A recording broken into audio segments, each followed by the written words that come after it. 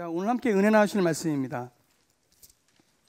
야고보서 3장 1절부터 우리 18절까지 있는 말씀입니다. 오늘도 함께 합독하여 우리에게 주시는 귀한 은혜를 누렸으면 좋겠습니다. 앞에 스크린을 통해서도 말씀이 나갑니다. 자, 함께 합독하겠습니다. 시작. 내 형제들아, 너희는 선생된 우리가 더 큰 심판을 받을 줄 알고 선생이 많이 되지 말라. 우리가 다 실수가 많으니 만일 말에 실수가 없는 자라면 곧 온전한 사람이라. 능히 온 몸도 굴레 씌우리라. 우리가 말들의 입에 재갈 물리는 것은 우리에게 순종하게 하려고 그 온 몸을 제어하는 것이라. 또 배를 보라. 그렇게 크고 광풍에 밀려가는 것들을 지극히 작은 키로서 사공의 뜻대로 운행하나니 이와 같이 혀도 작은 지체로 돼 큰 것을 자랑하도다. 보라, 얼마나 작은 불이 얼마나 많은 나무를 태우는가. 혀는 곧 불이요 불의의 세계라. 혀는 우리 지체 중에서 온 몸을 더럽히고 삶의 수레바퀴를 불사르나니 그 사르는 것이 지옥불에서 나느니라. 여러 종류의 짐승과 새와 벌레와 바다의 생물은 다 사람이 길들일 수 있고 길들여 왔거니와 혀는 능히 길들일 사람이 없나니 쉬지 아니하는 악이요 죽이는 독이 가득한 것이라. 이것으로 우리가 주 아버지를 찬송하고 또 이것으로 하나님의 형상대로 지음을 받은 사람을 저주하나니 한 입에서 찬송과 저주가 나오는도다. 내 형제들아, 이것이 마땅하지 아니하니라. 샘이 한 구멍으로 어찌 단물과 쓴물을 내겠느냐. 내 형제들아, 어찌 무화과 나무가 감람 열매를, 포도나무가 무화과를 맺겠느냐. 이와 같이 짠물이 단물을 내지 못하느니라. 너희 중에 지혜와 총명이 있는 자가 누구냐. 그는 선행으로 말미암아 지혜의 온유함으로 그 행함을 보일지니라. 그러나 너희 마음속에 독한 시기와 다툼이 있으면 자랑하지 말라. 진리를 거슬러 거짓말하지 말라. 이러한 지혜는 위로부터 내려온 것이 아니요 땅 위의 것이요 정욕의 것이요 귀신의 것이니 시기와 다툼이 있는 곳에는 혼란과 모든 악한 일이 있음이라. 오직 위로부터 난 지혜는 첫째 성결하고 다음에 화평하고 관용하고 양순하며 긍휼과 선한 열매가 가득하고 편견과 거짓이 없나니 화평하게 하는 자들은 화평으로 심어 의의 열매를 거두느니라. 아멘.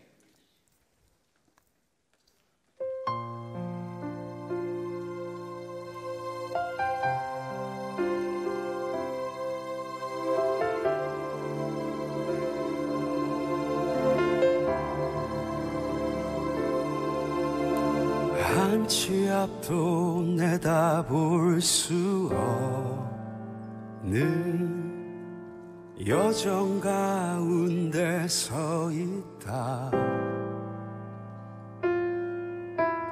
단호하게 버려야 할 것들과 절대 버릴 수 없는 믿음 가지고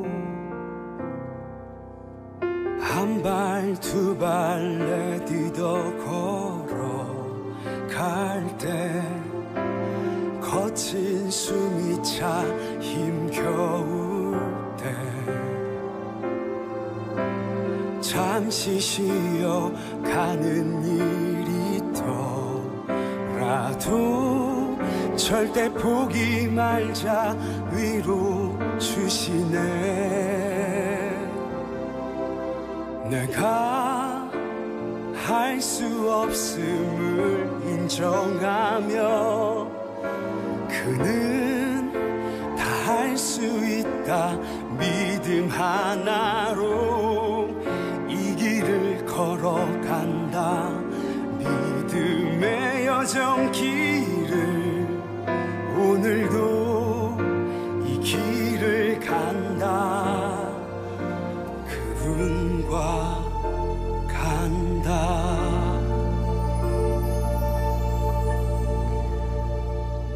그렇게 주님과 함께 동행하시다가 오늘 이 자리에 나오신 여러분들을 예수님의 이름으로 환영합니다. 옆 사람에게 이렇게 인사할까요? 당신이 이유입니다.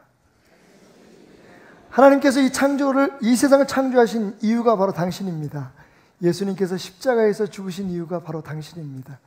그리고 죽음을 이기고 부활하신 이유가 바로 당신입니다. 지금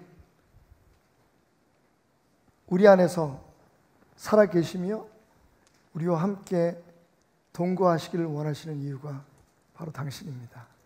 다시 한번 옆에 있는 분에게 이렇게 인사하겠습니다. 당신이 바로 그 이유입니다. 선교사 세미나 가운데 선교란 무엇일까라고 하는 것에 대해서 서로 자신의 생각을 이야기하는 시간이 있었습니다. 선교사님 한 분이 일어나셔서 이렇게 말씀하셨습니다. 선교란 무엇입니까? 라는 질문에 대해서 미국에서 오신 선교사님들은 그 땅의 사람들과 함께 사는 것이라고 말합니다. 그런데 대부분 한국에서 오신 선교사님들은 그 땅에 사는 사람들을 위해 무엇인가를 하는 것이라고 말하곤 합니다. 서양과 동양의 생각의 차이일까요? 서양에서 오신 선교사님들은 그 땅에 있는 사람들과 함께 예수의 삶을 사는 것을 선교라고 규정합니다. 그런데 이상하게도 우리 한국에서 혹은 동양에서 가신 선교사님들은 그 사람들을 위해서 무엇인가를 하는 것, 다시 말하면 선교 자체를 일로 생각하는 경향이 있다는 겁니다.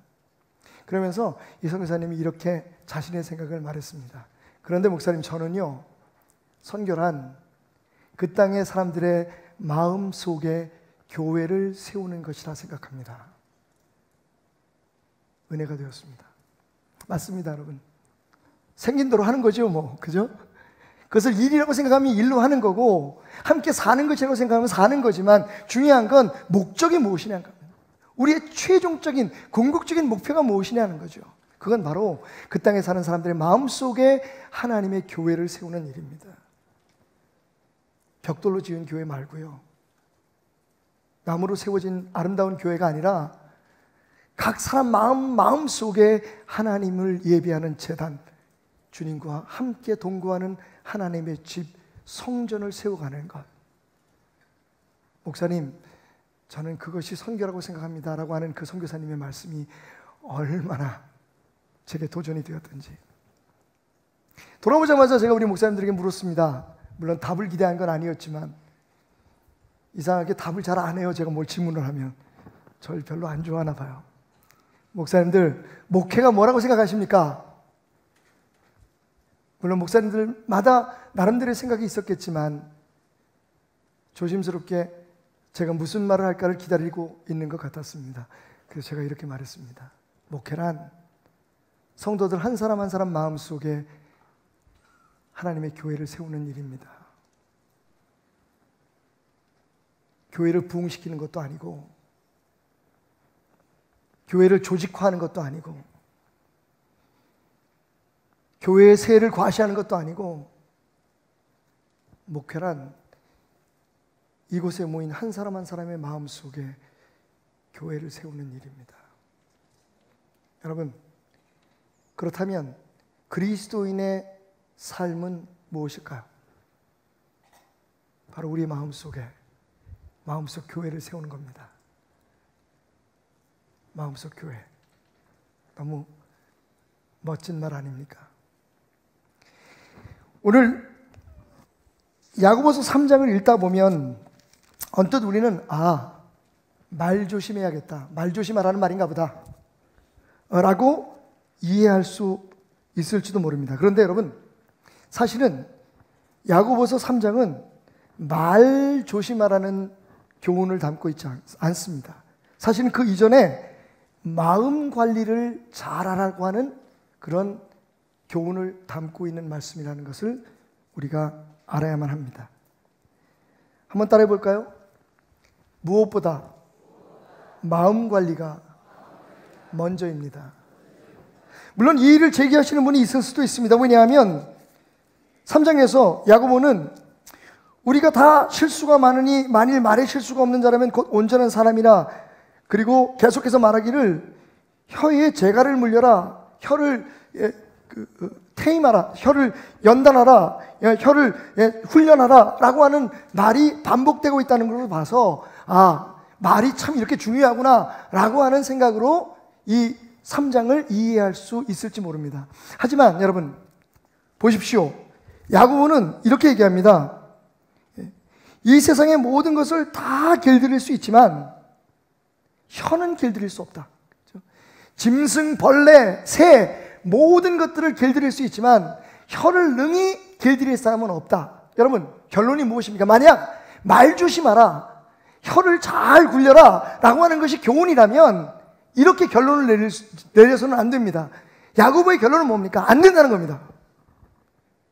혀가 굉장히 중요한데 우리 이 혀를 통해서 우리의 삶을 망가뜨리고 우리 삶의 집을 망가뜨릴 수도 있고, 마치 작은 불 하나가 집 전체를 태우듯이 우리 혀에서 나오는 말이 우리의 삶을 송두리째, 우리의 관계를 송두리째, 우리의 가정을 송두리째, 우리의 교회를 송두리째 불살라버릴 수 있을 만한 힘이 있지만, 그래서 말 조심해라, 입 조심해라, 여러분 수없이 우리가 들어왔지만 오늘 야고보 선생은 말합니다. 안 된다. 우리의 힘으로는 안 된다는 겁니다. 그러면 어떡하라고요? 우리의 말이 나오는, 우리의 말의 근본인, 나무로 말하면 뿌리죠. 샘으로 말하면 근원입니다. 우리의 마음을 이렇게 관리하라 라고 이야기하고 있습니다. 마음 관리에 두 가지의 방법이 있습니다. 야고보 선생님의 말씀을 근거로 우리가 이 소극적인 마음 관리 방법과 적극적인 마음 관리 방법 두 가지를 한번 생각해 보도록 하겠습니다. 첫째, 소극적인 방법의 첫 번째는요, 1절과 2절 말씀에서 내 형제들아 너희는 선생된 우리가 더 큰 심판을 받을 줄 알고 선생이 많이 되지 말라. 선생이 되지 말라는 게 아니라 선생이 많이 되지 말라고 얘기했습니다. 이 얘기는 주일학교 담당하시는 부장님들이 되게 싫어하는 말씀일 것 같아요. 매해마다 선생님들이 부족하다고 얘기를 하는데, 아니 성경에서 선생이 많이 되지 말라니. 그런데 여러분, 이게 선생이라고 하는 직업이나 혹은 교회 안에서의 선생이라는 직분을 이야기하는 것이 아니라는 것을 바로 다음 절을 읽으면 우리가 알 수가 있어요. 뭐라고 얘기합니까? 우리가 다 실수가 많으니 만일 말에 실수가 없는 자라면 곧 온전한 사람이라 능히 온몸도 굴레 씌우리라. 자, 1, 2절을 함께 묶어서 이해하면 선생이 되지 말라고 하는 게 아니라 선생이 되려고 하는 태도를 버리라는 그런 뜻으로 우리는 이해할 수 있습니다. 가끔 제가 특히 수요 예배 때 그런 얘기를 많이 해요. 천국에 가면 어쩌면 저는 여러분들보다 더 뒷자리에, 저 끝자리에 앉아 있을지도 모릅니다. 제가 그렇게 얘기하면 어떤 사람들이 저한테 와서 이렇게 얘기합니다. 목사님 그렇게 말씀하시면 누가 목사님 말씀을 듣겠습니까? 목사님이 좀 더 우리보다 거룩해야 하고, 목사님이 우리보다 더 능력이 있어야 하고, 또 하나님과 가까워서 더 큰 상을 받는다고 얘기해야 우리가 목사님을 따라갈 것이 아닙니까? 근데 여러분, 제가 그렇게 이야기하는 이유는 바로 오늘 말씀에 근거해서입니다. 저는 말을 너무 많이 해요.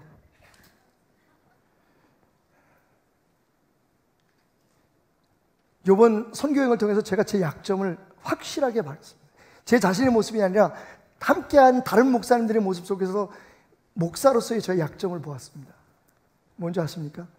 자꾸만 지적질을 하는 거예요. 가르치려고 그래, 사람을. 성도들이 교회의 어떤 문제라든지 아니면 교회 부흥 문제라든지 이런 것들에 대해서 이야기를 하면 우리 목사님들이 하는 얘기가 있어요. 야, 교회를 위해서 목사만큼 생각하고 목사만큼 기도하고 목사만큼 전문가가 어딨냐, 목사한테 맡겨라. 그런데요, 선교 현장에 가면 여러분 누가 전문가일까요? 어떻게 하셨어요? 그런데 목사님들이 선교사들을 가르쳐요. 선교는 이렇게 하는 거고 저렇게 하는 거고 이건 저렇게. 제가 옆에서 듣고 있다가 제 모습이구나 하는 걸 생각했어요. 여러분, 야고보 선생님도 같은 고민에 빠져 있었던 것 같아요. 교회의 지도자였어요. 아직도 하나님의 말씀이 온전하게 정립되지 않은 상태에서 사람들에게 예수 복음, 하늘나라의 복음을 가르쳐야 되는 입장에 있었습니다. 그래서 계속 끊임없이 무엇인가를 가르치려고 노력하다가 보니까 자기 말에 의도치 않은 실수와 거짓말들 혹은 때로는 과장되는 것들이 있었다는 거예요. 여러분, 다시 말씀드리지만 여기서 선생이 많이 되지 말라고 하는 얘기는, 여러분, 선생 될 사람은 선생이 돼야죠.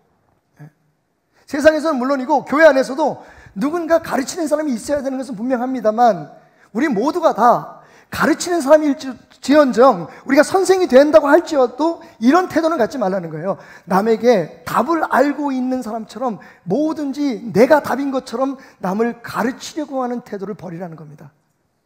남을 가르치려고 하면 사람이 떠나갑니다. 그래서 제 옆에서는 밥도 안 먹어요.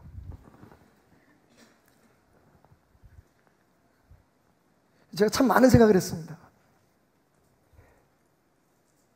말씀을 묵상하면서 차를 타고 이동하면서 그 속에서 오고 가는 대화들 속에서 힘겹게 그냥 자기 생각만 가지고 왜 선교는 이렇게 하는 거야? 이렇게 학교는 이렇게 운영했으면 좋겠어. 뭔 어떻게 했으면 좋겠어. 이거 이렇게 하면 더 좋겠네. 계속 끊임없이 뭔가를 가르치려고 하고 답을 주려고 하는 목사님들의 그 가운데서 그것을 다 들으면서 웃고 있는 선교사님들의 모습을 보면서 저게 내 모습이구나.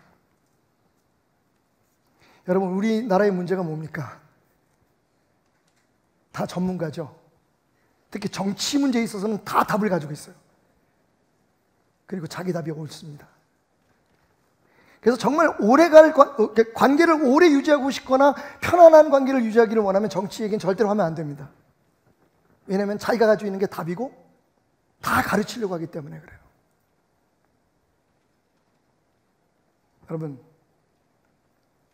우리가 정말 우리의 입 때문에, 우리의 말 때문에 우리의 관계를 무너뜨리고 우리의 입 때문에 우리의 그 사랑스러운 가정을 무너뜨리는 일이 없으려면 가르치려고 하는, 내가 답을 알고 있다고 하는, 내가 답이라고 하는 그 태도를 바꿔야 됩니다.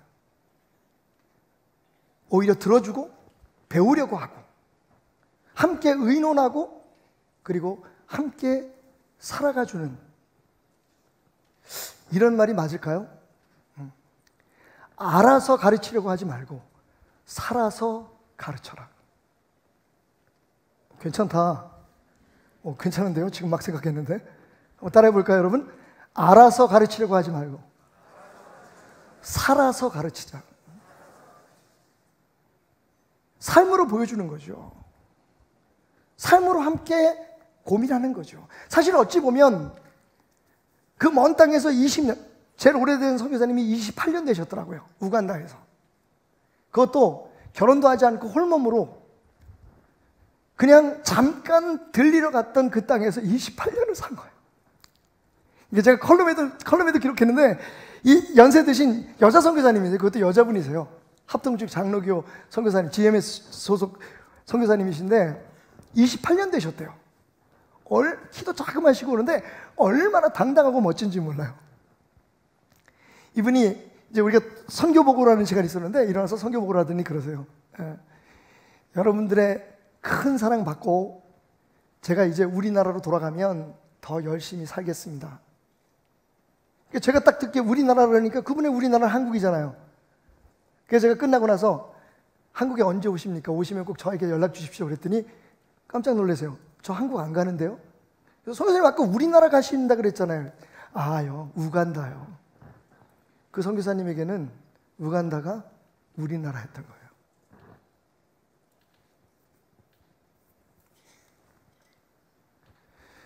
그렇게 자기의 삶의 모든 것을 바치고 살아왔던 사람과 그냥 같이 옆에서 같이 아파해주고 울어주고 웃어주고 섬겨주면 되는데 제가 가서 지적질을 하고 있더라고요. 이건 이렇게 하면 안 되고 저건 저렇게 하면 안 되고 선교사는 이래야 되고 저래야 되고, 제 모습이 얼마나 부끄러웠는지. 여러분 어떠십니까? 우리가 정말 우리의 혀, 우리의 언어, 우리의 삶의 태도를 통해서 우리의 이 환경을 망치지 않으려면, 이 귀한 관계를 망치지 않으려면 교회에서나 가정에서나 혹은 직장에서나 어디서나 여러분, 남을 가르칠 수 있는 자격이 내게 있다, 나는 답을 알고 있다는 생각부터 버려야 됩니다. 배우십시오.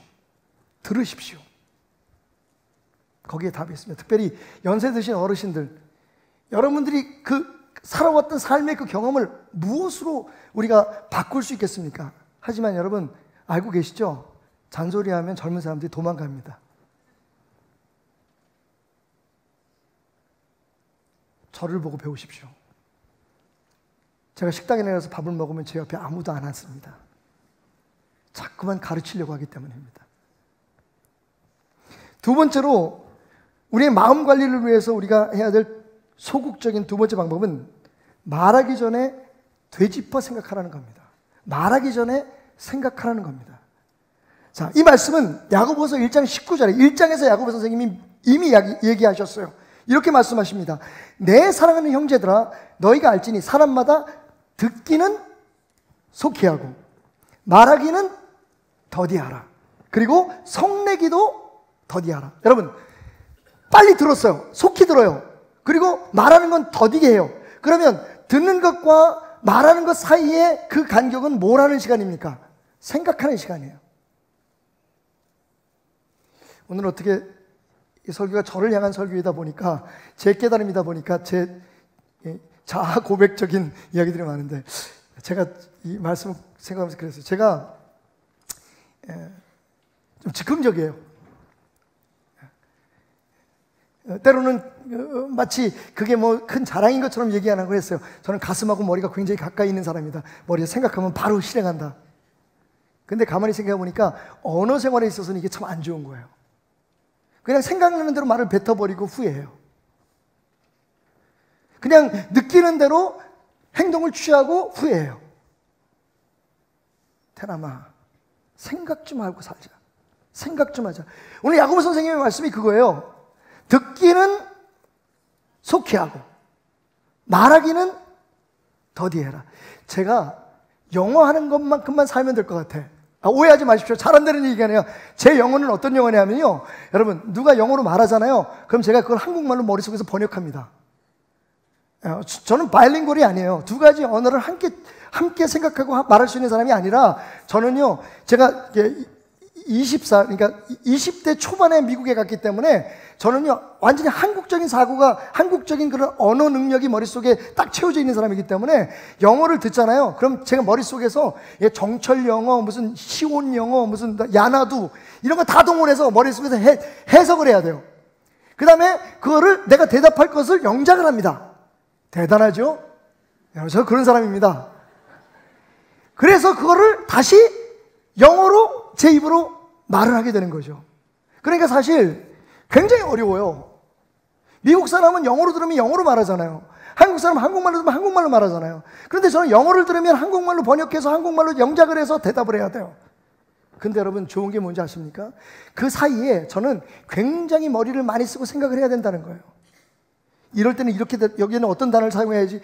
여러분, 굉장히 빠른 시간이지만 제 머릿속에 마치 컴퓨터처럼 생각이 쭉 지나가서 영어로 나옵니다. 그래서 영어가 별로 잘 전달되지 않을 때가 많죠. 그래서 제가 생각했어요. 이번에 선교여행을 하면서, 이런 얘기구나. 여러분, 우리는 너무 익숙한 언어로, 너무 익숙한 그런 감정으로 받아들이다 보니까 바로 내 감정에 느끼는 대로 그냥 반응해버리는 거지. 듣기는 속히 하고 말하기는 더디해라. 그 사이에 뭘 하라고요? 생각 좀 하자, 태남아. 생각 좀 하고 말을 하자. 내가 이 말을 했을 때, 여러분, 나는 내가 잘했다고 하는 말이지만 그 말이 그 듣는 사람의 입장이나 환경에서 상처가 될 수도 있다는 거죠. 듣는 것이 인풋이라면, 여러분, 꼭 귀로 듣는 것뿐만 아니라 그 사람의 환경이나 상황에 대한 우리의 인풋이라고 생각하십시다. 그것을 아웃풋으로 만들어낼 때에 생각을 하라는 거예요. 내가 던진 이 말이, 내가 지금 하고 있는 이 말이 어떤 영향을 미칠 것인가. 그게 우리의 관계를 지키고 우리의 마음을 관리하는 소극적인 두 번째 방법입니다. 세 번째 방법은 해를 끼치는 말을 삼가하라는 겁니다. 14절부터 보니까 그러나 너희 마음속에 독한 시기와 다툼이 있으면 자랑하지 말라. 진리를 거슬러 거짓말하지 말라. 이러한 지혜는 위로부터 내려온 것이 아니요 땅 위의 것이요 정욕의 것이요 귀신의 것이다. 여러분, 만약 누군가 지금 당신은 귀신처럼 말하고 있습니다, 당신은 지금 정욕에 따라 말하고 있습니다라고 얘기하면 얼마나 기분 나쁘겠어요. 그런데 많은 경우 우리가 지금 그렇게 하고 있다는 겁니다. 세상 것, 정욕에 의한 것, 그 다음에 심지어는 진짜 듣기 싫은, 예수 믿는 사람이 이런 소리 듣는 거 진짜 싫어요. 귀신의 것. 우리 마음속에 독한 시기와 다툼, 감정적으로 굉장히 불안정하고 감정이 막 들끓는 상황에서 입을 벌려 이야기하면 우리의 입에서 우리의 마음속에 그 감정들이 토해져 나온다는 겁니다. 그리고 그것은 다른 사람에게 해가 되고 나에게도 해가 되는 거죠. 해를 끼치는 말은 삼가해라. 자, 왜 제가 이걸 소극적인 방법이라고 얘기했을까요? 이거 우리가 다 해야 돼요.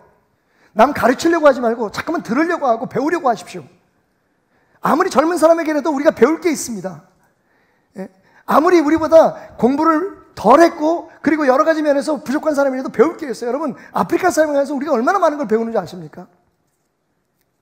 우리가 태도를 좀 바꿔야 돼요. 제가 선교사님들한테 이것도 지적질이었나? 어쨌든 무슨 얘기를 했냐면 제가 보니까 선교사님들이요, 언어적으로 서로 이게 소통이 안 되니까 그분들한테 좀 함부로 하는 경향이 있어요. 가끔 보면요, 우리 한국 분들이 굉장히 비행기 안에서나 어떤 식당에서 불친절하다 그러잖아요. 근데 외국에 가서 불친절한 것처럼 보이는데 사실 제가 이번에 딱 가서 보니까 그게 불친절한 게 아니고 어색해서 그래요. 말이 안 통하니까. 제가 깜짝 놀랐어요. 이렇게 비행기를 같이 타고 오는데 옆에 어떤 분이 앉아 계셨는데 거기 있는 스튜어디스가 이디오피아 항공을 탔거든요. 우리가 좀 저렴한 가격으로 비행기를 타려고 이디오피아 항공을 탔는데, 뭐 나라가 가난하다고 비행기가 가난하진 않아요. 예, 창문도 다 있고 문도 잘 닫힙니다. 날개도 4개 있고요. 다, 예, 비행기가 잘 떠가는데 거기 이디오피아 아가씨들이 굉장히 아름다워요. 예.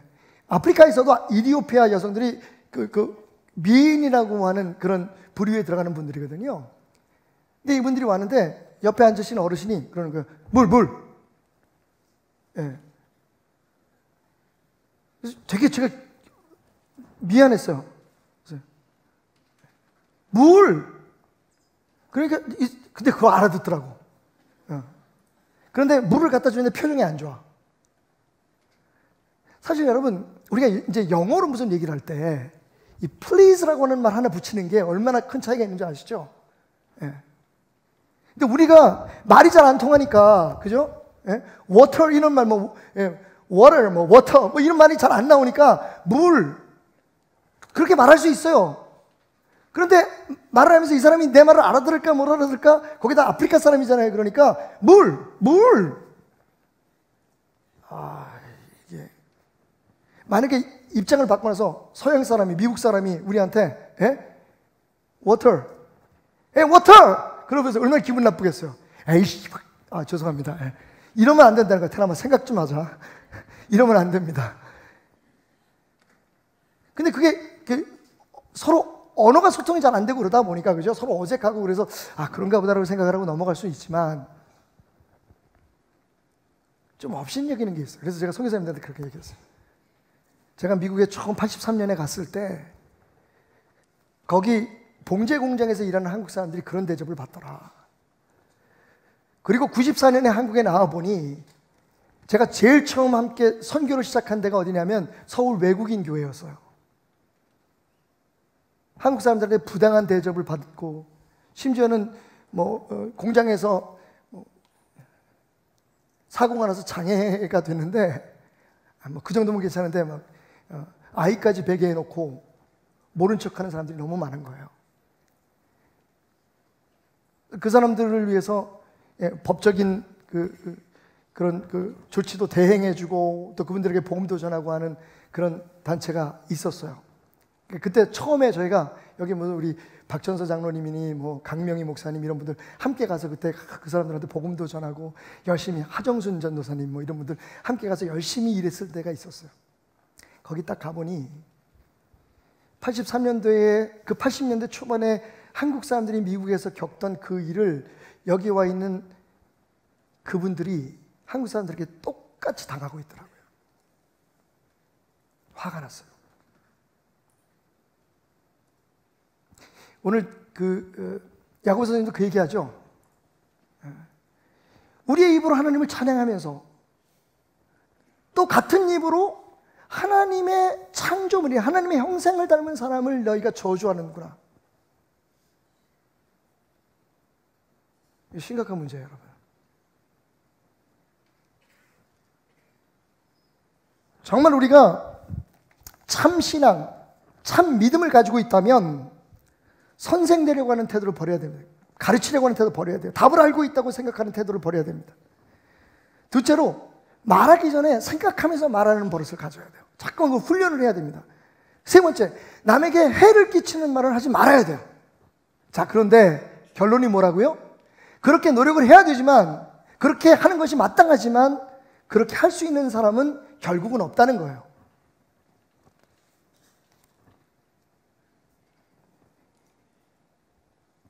혀를 제가 물릴 수 있는 사람, 혀를 훈련시킬 수 있는 사람은 세상에 없다는 겁니다. 그럼 어떻게 하라는 겁니까? 이제 적극적인 방법이 나옵니다. 그렇게 소극적인 방법으로 노력하지만 그러나 진짜 방법은 여기 있다. 그게 뭡니까? 수시로 말씀을 묵상하는 겁니다. 자, 여러분 들어보세요. 13절에서 너희 중에 지혜와 총명이 있는 자가 누구냐? 지혜와 총명이 필요하다는 거예요.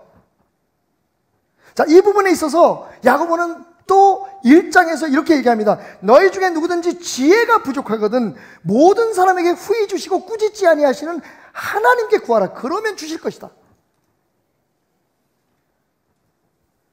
하늘로부터 온 지혜. 다시 말하면 우리의 마음속에 있는 걸 우리가 뿜어내게 돼 있어요. 여러분, 만약에 샘이 있는데 그 샘에서 단물과 쓴물이 동시에 흘러나온다면 왜 그럴까요? 그 샘의 근원이 단물과 쓴물이 섞여 있기 때문에 그런 거죠. 무화과 나무가 무화과 열매를 맺고 감람나무가 감람나무를 맺고 포도나무가 포도 열매를 맺는 거예요. 열매 맺어진 건 결과예요. 그건 피나메논입니다. 하나의 현상이에요. 뿌리가 감람이기 때문에 감람 열매를 맺는 거예요. 뿌리가 포도이기 때문에 포도 열매를 맺는 거예요. 샘이 단물과 쓴물이 섞여 있으니까 단물과 쓴물을 토해내는 거예요. 결국은 이건 입 조심해라 말 조심해라 거기에서 끝나는 게 아니라 사실은 우리가 조심하되 노력하되 그러나 그것만으로 안 된다는 겁니다. 어떻게 하라고요? 우리의 마음 관리를 하라는 거예요. 우리의 마음에 하나님의 집을 세우라는 겁니다. 사실은요 성경이 우리에게 그것을 말하고 있습니다. 고린도전서 3장 16절 너희 몸이 하나님이 거하시는 성전, 하나님의 성령이 거하시는 성전인 것을 너희가 알지 못하느냐. 여러분, 우리 안에 하나님의 지혜, 위로부터 온 지혜, 위로부터 온 지혜가 뭐라고요? 위로부터 온 지혜는 이런 거라고 얘기하고 있어요. 그래서 첫 번째로는 성결이고, 그죠? 두 번째는 다음에는 화평이고 관용이고 양순이며 긍휼과 선한 열매가 가득하고 편견과 거짓이 없나니. 여러분 이 리스트를 한번 보십시오. 오직 위로부터 난 지혜는, 우리가 구해야 할 지혜는, 말씀을 묵상함으로 우리가 취득해야 될 지혜는, 그리고 야고보 선생님이 얘기한 것처럼 1장 5절에서 얘기한 것처럼 우리가 기도해서 하나님 앞에 구해야 될 그 지혜는 어떤 것이냐? 첫째는 성결이고, 기억하십시오. 다음에는 화평과 관용과 양순과 긍휼과 선한 열매가 가득하고 편견과 거짓이 없다 그랬습니다. 자, 딱 두 개의 카테고리 나눠요. 처음은 성결이고 다음은 이것들이다. 여러분 말씀을 보실 때 이걸 구분해낼 수 있어야 돼요. 성결은 뭡니까? 자기 스스로에 대한 덕목이죠. 내가 먼저 성결해야 돼. 하늘에서부터 온 지혜를 입으면 우리가 성결해진다는 거예요. 자, 그 다음엔 어떻게 됩니까? 그 다음에는 다 관계예요. 그 다음에는 화평하고 관용하고 양순하고 내가 성결한 상태, 내가 먼저 변화되고 하나님의 말씀으로 채워진 후에 그것이 내 삶을 통해서 흘러내려가면 화평의 열매, 관용의 열매, 양순의 열매, 긍휼과 선한 열매 가득하고 편견과 거짓이 없는 화평하게 되는 그런 열매를 맺게 된다는 겁니다. 다시 말하면 우리가 어떤 노력이나 우리에게 수고가 필요하지만 그것으로는 안 된다는 거예요. 하늘로부터 임하는 지혜를 우리가 구해야 되는데 그 방법이 뭐냐? 말씀 묵상하는 겁니다. 하나님의 말씀이 지혜입니다. 그런데 하나님의 말씀을 멀리하면서 예수를 믿는 게 말이 됩니까? 그렇다면 분명히 그건 목적이 하나일 거예요. 교회 와서 그냥 다른 종교처럼 복 받으려고 하는 거. 기독교는 그런 것이 아니라고 말씀드렸습니다. 기독교는 법당에 가거나 혹은 점집에 가서 내 앞일을 예측하거나 잘 안 되는 일을 푸는 종교가 아니에요. 우리를 위해서 십자가에 피 흘려 죽으신 하나님을 모시고 사는 삶입니다. 삶 그 자체예요. 그런데 어떻게 그분의 말씀, 그분의 살아있는 능력인 말씀을 우리의 삶 속에 습득하지 않고 우리의 삶에 채우지 않고 어떻게 하나님의 사람으로서의 언어 생활, 하나님의 사람 속의 품격 있는 삶을, 능력 있는 삶을 살려고 합니까? 여러분, 제가 한 가지 제안할게요. 주일날 한 번 나오시는 것도 굉장히 대단하신 거예요. 제가 존경합니다. 진짜 이거는 무슨 말을 하면 꼭 빈정되는 것처럼 들리지. 내가 얘기하고도 그래. 근데 그건 아니에요, 정말. 여러분, 저는 그래서 그러잖아요. 교회 와서 자라. 피곤하면 자라. 여러분, 제가 알고 있거든요.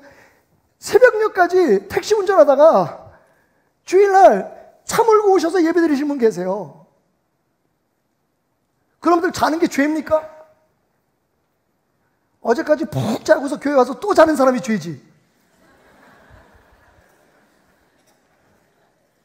하나님은 아시잖아요. 근데 제가 판단할 게 없어요. 그러니까 어떤 분은 졸아요. 상습적으로 졸아요. 제가 그래서 제 나름대로 그 가이드라인을 정했잖아요.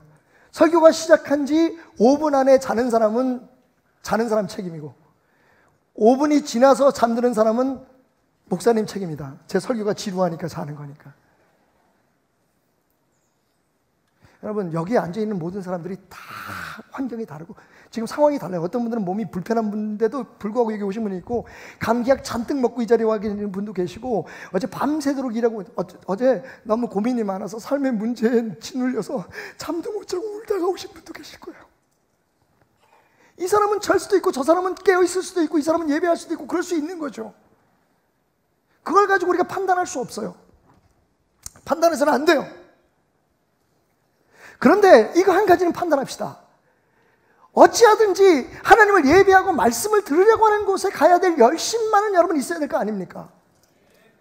아멘은 지금 아멘한 사람 숫자만 와도 수요일날 꽉 차겠다. 사람아, 말하기 전에 생각 좀 하자. 생각 좀 하자. 아이씨가 뭐냐, 목사가. 에이씨, 아유, 뭐야. 귀엽죠, 여러분? 나도 내가 너무 귀여워.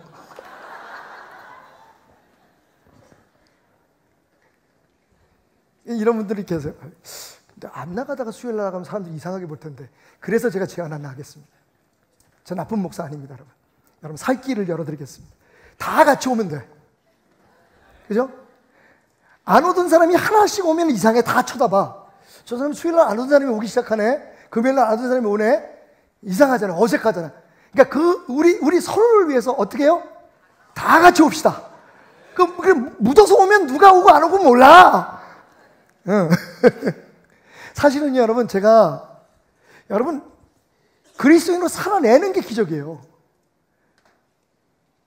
하나님 말씀은 얼마나 보십니까? 여러분, 그걸 가지고 여러분 신앙을 평가하는 게 아니에요. 어제 저녁은 드셨습니까? 오늘 아침은 드셨나요?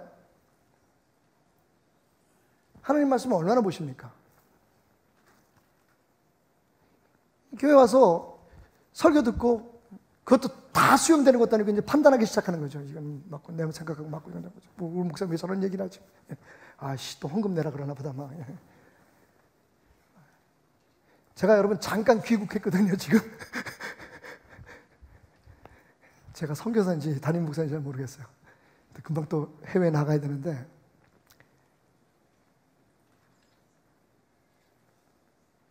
여러분 이건 제가 말씀드렸죠. 우리 교회를 위해서 말씀드린 거 아니에요. 물론 교회도 많은 성도들이 나와서 예배드리면 더 좋겠죠. 저 아쉬워요, 솔직히. 근데 그거 아니라 여러분 자신을 위해서 하나님의 말씀을 습득하지, 말씀을 채워야 그나마 여러분 우리의 마음속에 있는 세상적이고 정욕적이고 귀신적인 것들이 빠져나간단 말이에요. 그게 말씀의 능력이거든요. 기도해야 돼요. 기도 안 하면서 어떻게 하나님의 사람으로 살 수 있습니까? 그게 기적이에요, 기적. 또 있어요. 마지막 방법이 뭐냐면, 요건 좀 우리가 사실은 좀 노력이 필요한데, 그러나 그 자체의 능력이 있습니다. 뭐냐면, 찬송과 축복을 많이 하는 거예요. 아주 우리 입에 찬송과 축복을 아주 붙이고 사는 거예요. 예? 자, 오늘 운전하고 집에 가시다가 자동차를 끼어들어서 어떻게 해요? 아유, 이러시면 안 되고요. 아유, 저 축복받을 놈. 할렐루야, 아멘. 이러고 좀 지나쳤나요? 제가 웃자고 한 얘기지만 사실은 여러분 우리 입에 찬송과 감사 그리고 서로를 축복하는 말들이 많이 뿜어지면 나올수록 우리 안에 하나님의 교회가 번성하는 거예요. 우리 안에 하나님의 예배의 재단이 세워지는 거예요. 말씀을 집어넣고 기도로 구하고 그러면 우리가 흔히 말하는 성령 충만함, 하나님의 말씀이 우리 안에서 역사하고 그래야 세상적이고 정욕적이고 귀신적인 것들이 우리 안에서 힘을 못 쓰는 거예요. 아무리 여러분 좋은 말 배우고 어디 가서 뭐 어떤 교회에서는 말도 가르칩시다. 아멘하는 것도 훈련시키고 뭐 축복합니다, 사랑합니다. 그럼 뭐래요? 금방 나가면서 에이씨 누가 여기다 차 세워놨어. 여러분 이 얘기 한번 할게요. 사탄은 생각보다 쪼잔합니다. 사탄이요 우리가 생각할 때 막 무슨 뭐 우리의 집을 팡 부시고 막 하늘에서 벼락이 팍 떨어져서 막 이렇게 공격하면 오히려 우리가 거기에 대한 대비를 할 거예요. 근데 여러분 사탄이 얼마나 쪼잔한 줄 아십니까? 먹는 거 가지고 우리를 시험해요. 교회 식당에서 아니 에덴 동산에서 여러분 최초의 사탄이 인간을 유혹한 시험한 방법이 뭔지 아십니까? 먹는 거 가져서 먹는 거 가지고. 여러분 보세요. 교회 와서 여러분이 상처받았다 시험받았다 뭐 때문에 시험받습니까? 진짜 소소한 일이죠. 우리의 마음의 감정 하나, 우리가 듣는 얘기 하나 때문에 우리가 지금 나 교회 안 나가. 왜? 그랬더니 아니 내가 밥을 먹는데 밥 많이 떠간다고 뭐라 그러잖아. 그게 그게 뭐가 그렇게 대단한 거예요? 그죠? 근데 그게 교회에 대한 우리의 마음을 닫게 만들어요. 사탄이요 절대로 뭐 크고 막 그냥 어마어마한 것으로 우리를 공격하지 않습니다. 뭘로 공격해요? 아주 소소하고 쪼잔한 걸 먹고 마시는 거, 뭐 술 먹어, 담배 피워, 옷. 그거 우리가 지금 몇십 년 떠들어왔어요. 그 뭐가 그렇게 대단한 거예요, 그게? 근데 그것 때문에 교회 안 나간대. 핑계도 좋아. 난 절대로 이건 포기 못 한대. 잘났어.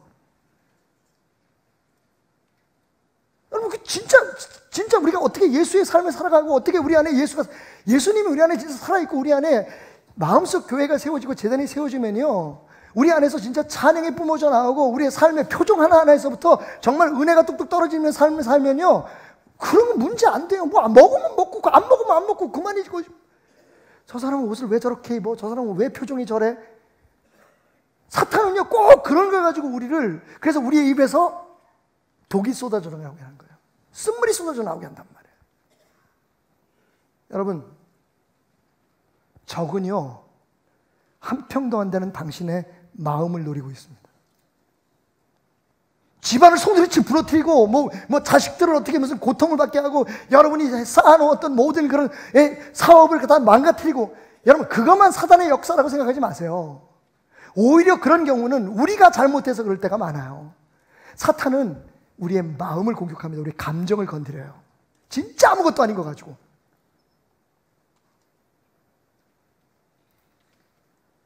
진짜 아무것도 아닌 거 가지고. 여러분 그걸 알았으면 어떻게 돼요? 우리의 마음을 지켜야죠. 어떻게? 하나님의 말씀을 듣고 하나님 앞에 지혜를 구하고 하늘의 것으로 채워주십시오. 여러분, 여러분의 마음속에 지금 너무 세상적인 것이 가득 차 있어요. 세상적이고 욕망적이고 그리고 심지어는 귀신적인 것들이 가득 차 있어요. 하나님의 말씀을 구하고 기도하고 우리 입으로 찬송하고 찬양하고 축복하고, 그래서 우리 안에 하나님의 교회, 우리의 마음속 교회, 마음속 재단이 세워지면 거기에서 뭐가 흘러나오겠어요? 여러분, 지금 밖에서 우리 교회에서 지금 예배드리고 있는 이 소리를 듣는다면 여러분, 밖에 있는 사람들이 무슨 소리를 들을까요? 찬송 소리 듣겠죠. 여러분의 아멘 소리 듣겠죠. 그래, 이렇게 하면 듣는다니까. 근데 여태까지는 못 들었을 것 같아. 아멘이 안 나와. 축복하는 소리 듣겠죠. 하나님 말씀 듣겠죠. 여러분, 교회가 아니라 여러분 안에 교회가 진짜 교회인 거예요. 그 교회가 살아있어야 이 교회가 사는 거예요. 지금 우리가 왜 문제가 있냐, 한국교회가 왜 문제가 있느냐, 자꾸만 눈에 보이는 교회를 튼튼하게 하고 세우게 하고 이걸 자랑거리를 만들려고 하고 이 안에서 뭔가를 하려고 해요. 목회는, 기독교 신앙은 내 속에, 내 마음의 교회를 세우는 거예요. 이거 실패하면 아무리 큰 교회, 아무리 멋진 교회, 아무리 사랑하는 거리가 많은 교회라도 그 교회는 교회가 아닌 거예요. 교회를 어떻게 세워요? 세상의 교회는 여러분 철근으로 세우고, 그죠? 뭐 HBM으로 세우고, 우리의 마음의 교회는 하나님의 말씀으로 하나님이 우리 안에 머물게 하시고, 기도로 하나님을 의지하는 믿음으로 우리가 살아가게 하고, 찬송과 축복의 말로 우리를 그 안에서 그 축복을 누리며 살아갈 수 있도록 하는 거예요. 자, 우리 서로의 불편함을 이해하고 덮어주기 위해서 어떻게 하자고요? 수요일날 다 나오기. 힘들어서 못 나오는 사람 알아요. 제가 말씀드렸죠. 여러분 형편 하나님이 더 잘 알아요. 그래서 그게 문제예요. 일부러 안 나오는 거 하나님 다 알아. 쪽팔려서 안 나오는 거 하나님 다 알아. 그게 문제예요. 나오세요. 여러분, 나올 수 있는 대로 나오세요. 말씀 들으세요. 만약에 목사 설교가 은혜가 안 되더라도 여러분 배워가는 거 하나 있어요. 뭘 배워가요? 인내를 배워가잖아요.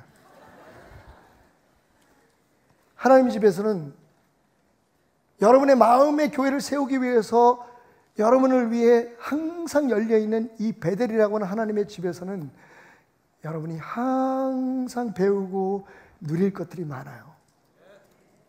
가끔 사람들은 저에게 얘기합니다. 목사님, 목회를 어떻게 그렇게 하세요? 그 얘기는 좋은 뜻이 아니고요. 교회, 조직도 그렇고 뭐도 그렇고 뭔가 좀 어색한 것 같고, 저는 그쪽은 재주가 없나 봐요. 근데 한 가지만은 분명해요. 저는 여러분들의 마음속에 그분의 제단이, 보좌가 있었으면 좋겠어요. 아프리카 구석구석을 돌아다니면서 저는 거기가 땅끝인 줄 알았습니다. 근데 지난번 5월달 탄자니아 그리고 이번 여행을 통해서 제가 제 자신의 또 다른 약함을 보았습니다. 아프리카 알잖아요, 여러분. 우리에게 상처가 있는 땅입니다. 다음 주에 우리 아프리카 예수마을 사람들 대표이신 김일복 장로님이 선교 보고에 대해서 자세히 할 거예요. 그래서 저는 선교 보고는 좀 생략하도록 하고요. 정말 기적에 가까울 정도로, 우리가 이게 기적이라고 말할 수 있을 만큼 지금 우리의 선교지가 놀랍게 성장하고 있습니다. 내일 아마 들으시면 여러분 가슴이 뿌듯하실 거예요. 어마어마한 역사들이 일어나고 있어요. 심지어는 교회들뿐만 아니라 이제는 공영방송 SBS 희망TV를 통해서 하나님께서 거기에 부어주시는데, 와, 기가 막혀요. 내일 아마 다음 주에 우리 그 아프리카 예수마을 사람들에 대한 보고를 받으시면 여러분 정말 우리가 잘하고 있구나, 하나님이 우리를 사용하고 계신가를 느낄 수 있을 거예요. 근데 사실 아프리카 선교가 제게는 굉장히 큰 짐입니다. 그래서 그랬는지 지난 탄자니아부터 밤에 막 뭐가 들어오는 거예요. 여러분, 그게 영적인 시험일 수도 있고 아니면 저의 연약함 때문에 오는 걸 수도 있는데, 특별히 이번에 극치였어요. 마지막 날이었습니다. 제가 우리 선교팀에도 얘기를 안 했는데, 제가 잤던 방이 거울도 없고 창문도 없고 나중에 다 그런 방에서 자는 줄 알았더니 보니까 다들 잘 잤더라고. 창문도 있고. 저는 그냥 그 선교사님 불편해할까 봐 모기장 다 찢어지고 그런 데서 그냥 잤어요. 나중에 생각해보니까 그 방이 없어서 그 호텔에서, 그 모텔에 모텔, 그 모텔에서 일하는 사람이 자는 방인 것 같아. 그러니까 창문이 없지, 거울도 없어. 그래가지고 저는요 이 스마트폰에 또 새로운 기능 하나를 알았습니다. 그 카메라를 이렇게 켜고요, 셀카 찍는 거 켜놓고 제가 면도를 했어요. 근데 이게 자동으로 촬영이 되더라고요. 그래가지고 제가 하나 박아왔습니다. 나중에 여러분께 보여드릴게요. 그 방에서 자는데 밤에요, 갑자기 탄자니아에서도 그랬고 갑자기 두려움이 몰려오는 거예요. 막 뭐가 들어오는 것 같아요. 혼자 자는데. 그래서 벌떡 일어났어요. 탄자니아 때는 그냥 버티고 자가지고 제가 지금 오른쪽 걸 잘 못 써요. 막 뭉치고 며칠을 잤더니, 근데 하여튼 하여튼 이상한 꿈들을 많이 꾼 거예요. 꿈인지 뭔지 하여튼 막. 그래서 이번에는 제가 질 수가 없어서 벌떡 일어났어요. 무릎 꿇고 막 기도를 했습니다. 혼자서 막 기도를 하는데 하나님께서 제 마음속에 이런 생각을 주는 거야. 테라마, 박 목사, 아프리카가 세상 끝이 아니라 땅 끝은 바로 네 마음이다. 너 어저께 뭐라고 설교했니? 그 사람들에게 담대하라 그랬지. 절대로 사탄은 하나님을 이길 수 없다고 얘기했지. 하나님은 전능하시다고 얘기했지. 근데 너 왜 지금 두려워하고 있니? 정작 네 마음에는 그 믿음이 없는 것 아니니? 제가 하나님 앞에 통곡을 했어요.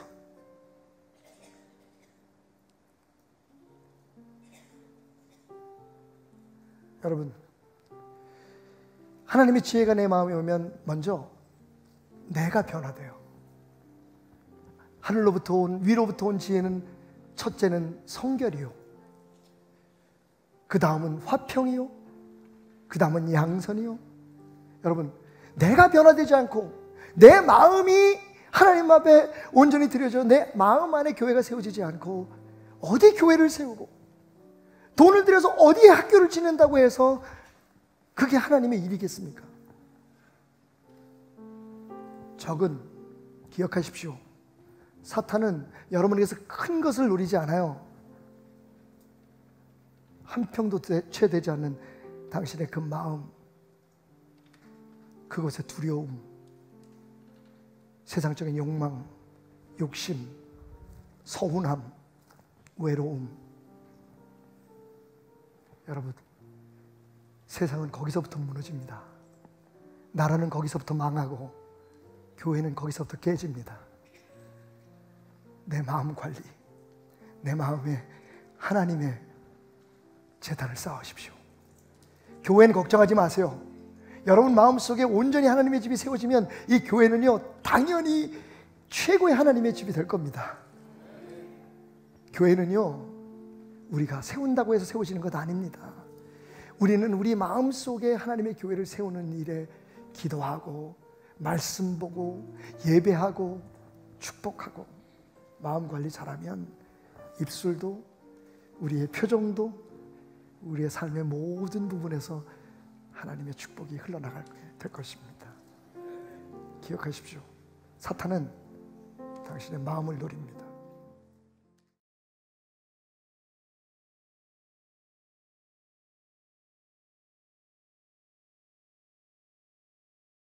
할렐루야. 오늘도 이 시간 이곳에 우리를 인도하시고 또한 이곳에 함께 하셔서 우리의 예배를 기쁘게 받아주실 주님께 박수로 영광 올려드리며 주님께 찬양하며 나가기 원합니다. 오늘도 이 시간 주 안에 있는 것이 얼마나 기쁜 일인지 우리 같이 고백하며 주님께 나아가겠습니다.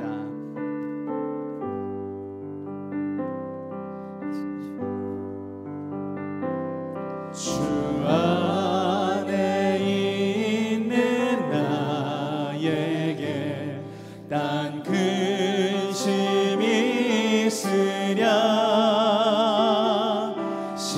십자가 밑에 나가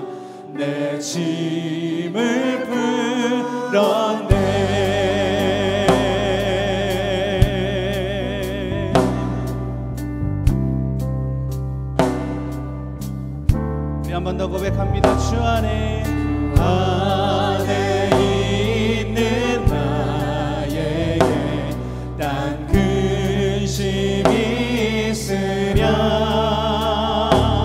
십자가 밑에 나가 내 짐을 풀었네. 주님을 찬송하면서 주님을 찬송하면서 할렐루야 할렐루야 내 앞길 멀고 험해도 나 주님만 따라가리.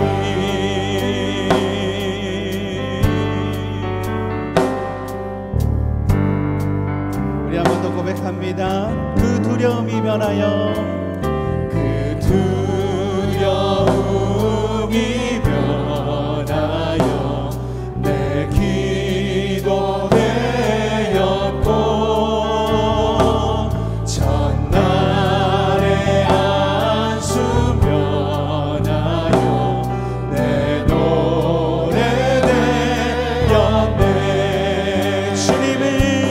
주님을 찬송하면서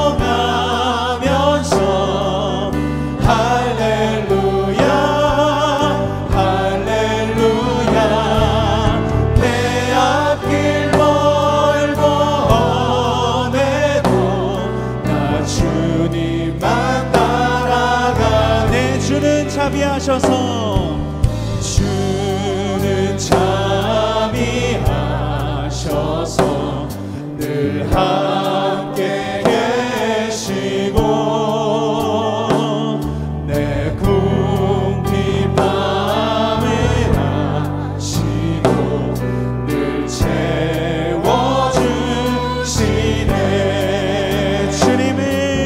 주님을 찬송하면서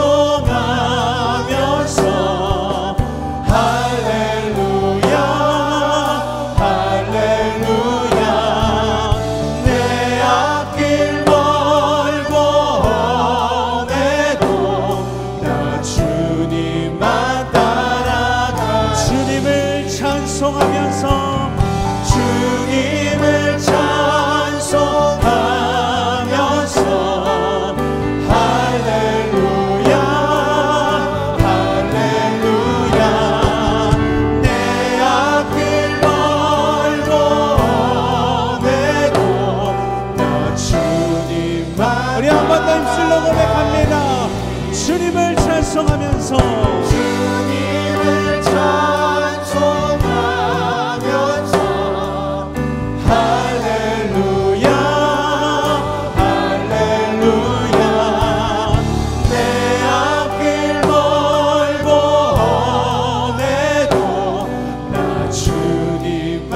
우리 한 번 더 더욱더 큰 목소리로 주님을 찬송하면서 할렐루야 할렐루야 내 앞길 멀고 험해도 나 주님만.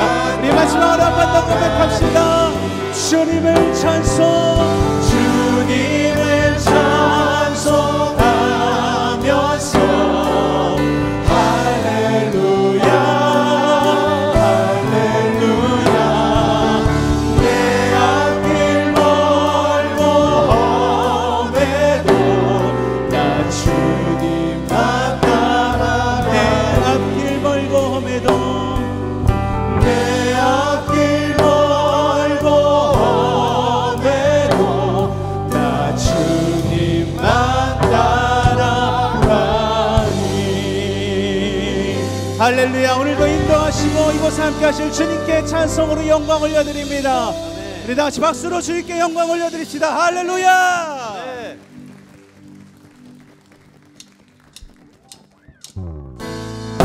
할렐루야. 오늘도 이 시간 이곳에 함께 하실 주님을 찬양합니다. 우리 다같이 일어나서 기쁜 마음으로 박수치며 주님께 찬양으로 영광 올려드립시다.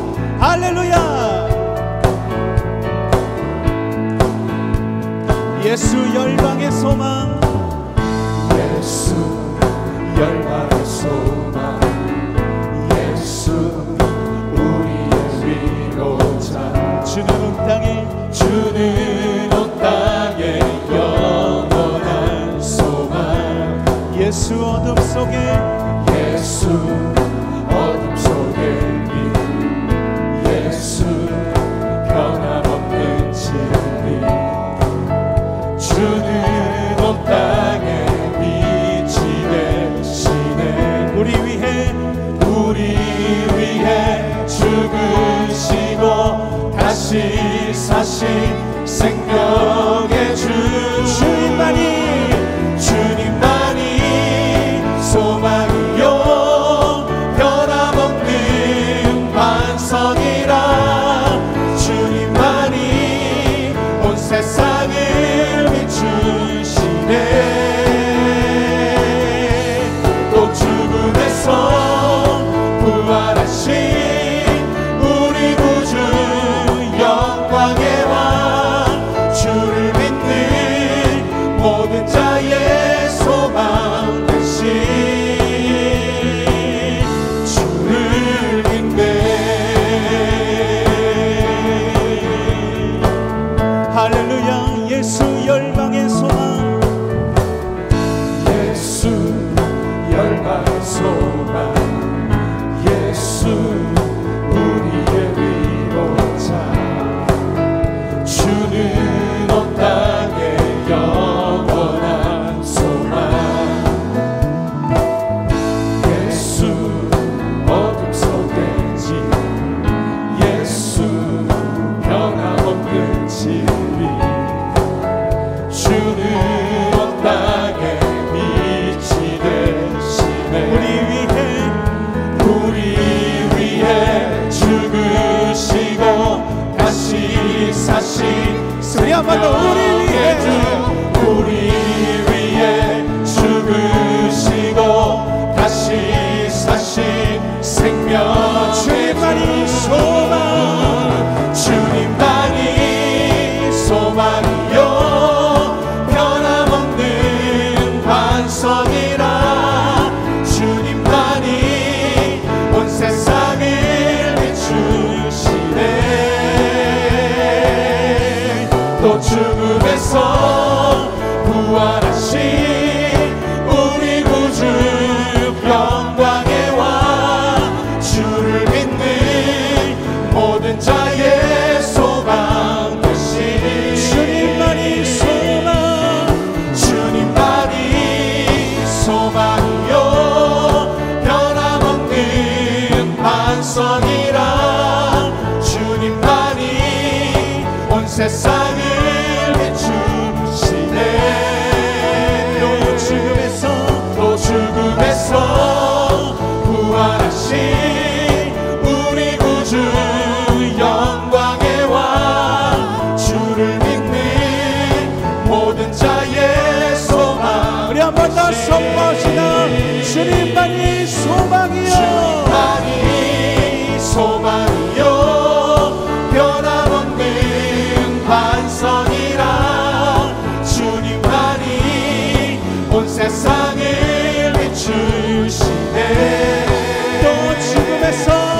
또 죽음에서 부활하신 우리 구주 영광의 왕. 주를 믿는 모든 자의 소망. 우리 마지막으로 한 번 더 선포하며 고백합니다. 주님만이 소망이요 변함없는 반석이라. 주님만이 온 세상을 비추시네. 또 죽음에서 부활하신 우리 구주 영광의 왕. 주를 믿는 모든 자의 소망 되신 주님을 믿습니다. 주를 믿네. 우리 계속해서 박수치며 목마른 나의 영혼이 주님을 간절히 원합니다.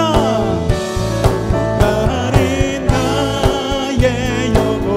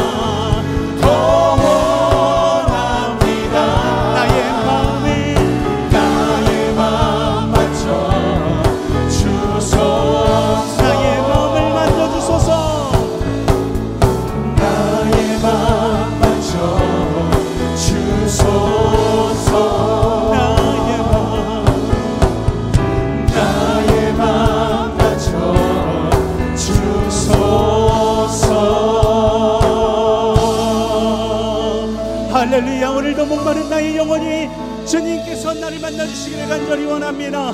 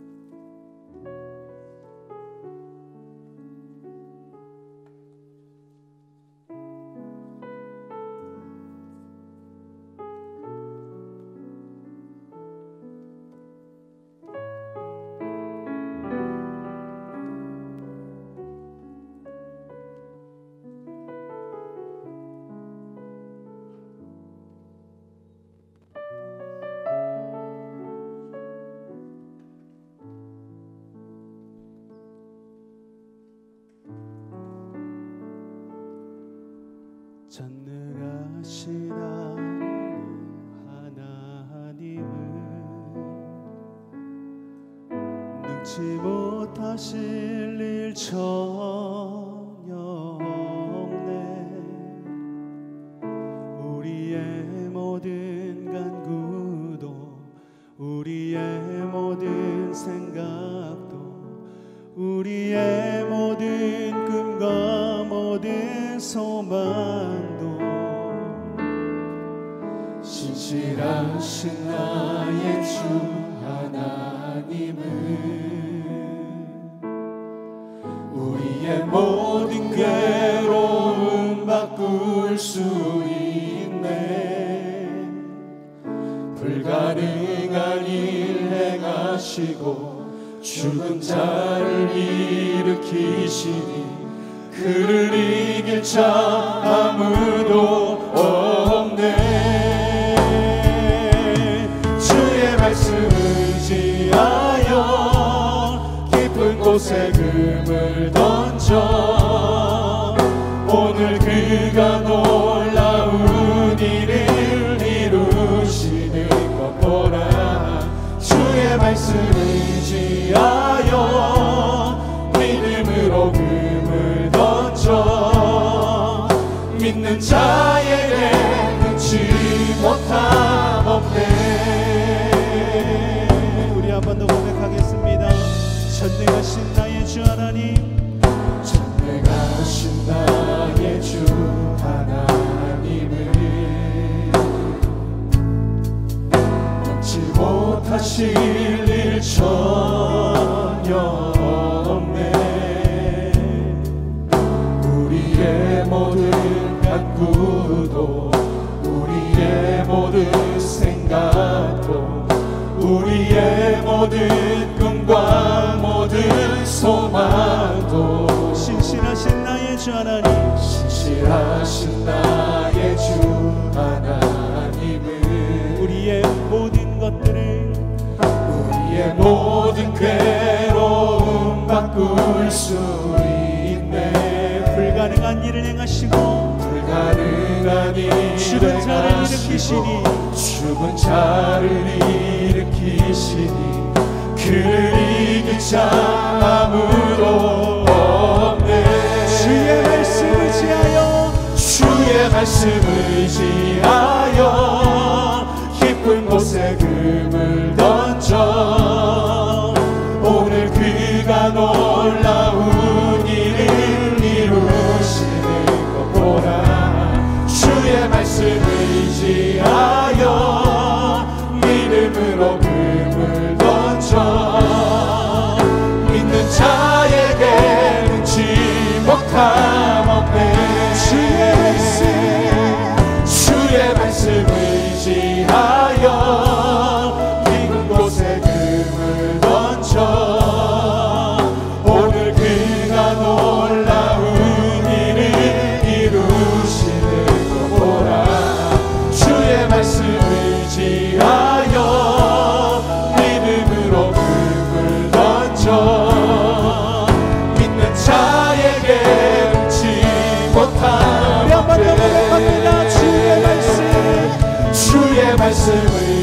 의지하여 깊은 곳에 금을 던져 오늘 그가 놀라운 일을 이루시는 것 보라. 주의 말씀 의지하여 믿음으로 금을 던져 믿는 자에게 우리 마지막으로 한번 더 못함없네. 주의 말씀 의지하여 주의 말씀 의지하여 깊은 곳에 금을 던져 오늘 그가 놀라운 일을 이루시는 것 보라.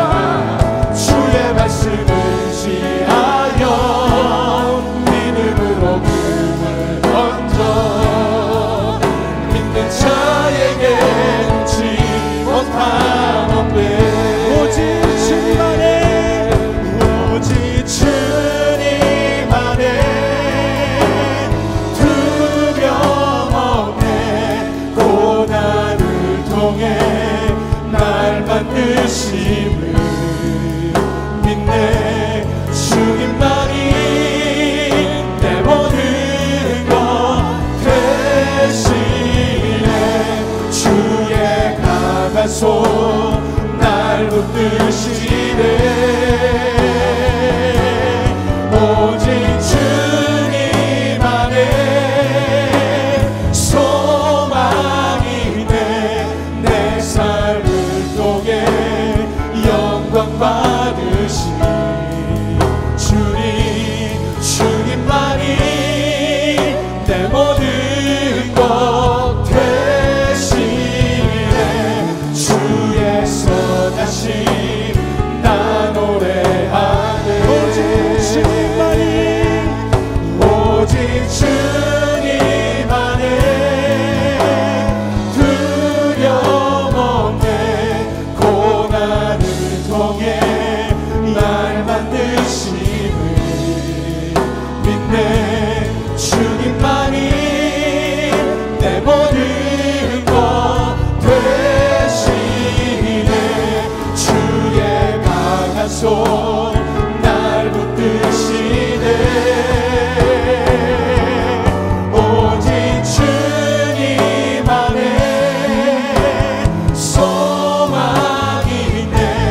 내 삶을 통해 영광 받으시 주님만이 내 모든 것 대신에 주의 선하심. 우리 마지막으로 한번 더 고백하겠습니다. 오직 주님 안에 소망이 오직 주님 안에 소망이 있네. 내 삶을 통해 영광 받으시 주님만이 내 모든 것 대신에 주의 선하심 나 노래하네. 주의 선하심 나 노래하네. 주의 선하심 나 노래하네. 그 모든 사랑이 오직 주님 안에 있음을 고백합니다. 오늘도 이 시간 이곳에 함께 하시고 우리의 예배를 받아주실 주님께 박수로 영광 올려드립니다. 할렐루야.